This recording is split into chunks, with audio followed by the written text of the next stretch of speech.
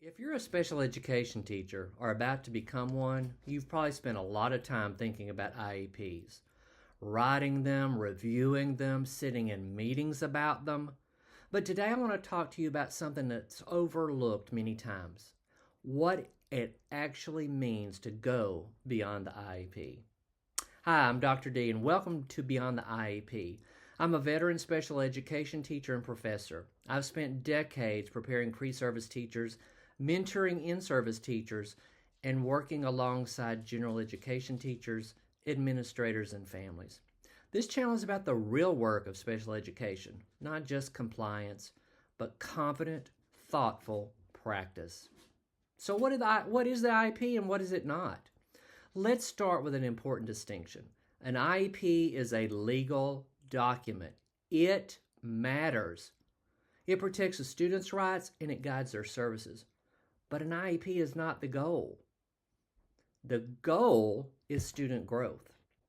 Too often, especially for new teachers, that IEP just becomes the sole focus of the student. We worry about wording, formatting, timelines, and those things really do matter, but they don't teach a child how to read or to write or to communicate or to regulate their emotions.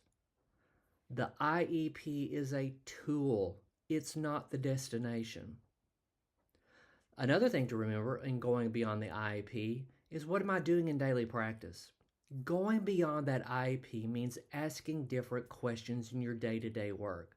Not just, is the accommodation listed, but is this accommodation actually helping this student learn? And do I have the documentation to show? It usually means using the IEP as a starting point and then making some professional decisions based on observation, data, and collaboration. For an example, am I adjusting my instruction when I know that a strategy isn't working? Am I communicating proactively with the general education teachers, maybe before a test, to help them understand what the best way would be to use this? Am I using the evaluation data to guide my instruction, not just for eligibility purposes? This is where teaching happens, not on the form, but in the classroom. Collaboration is part of our work. Another part of going beyond the IEP is recognizing that special education is not a solo profession. Many times we find ourselves in silos, but we should not be there. You are constantly working with general education teachers and related service providers, administrators, parents, and families. The IEP might list the responsibilities, but relationships determine whether those responsibilities actually get carried out. Learning how to collaborate professionally, communicate clearly, and advocate respectfully is just as important as knowing the law. Advocacy is a part of, or a very core part of, special education, but it doesn't have to be constant conflict or exhaustion. Going beyond the IEP means learning how to advocate with data.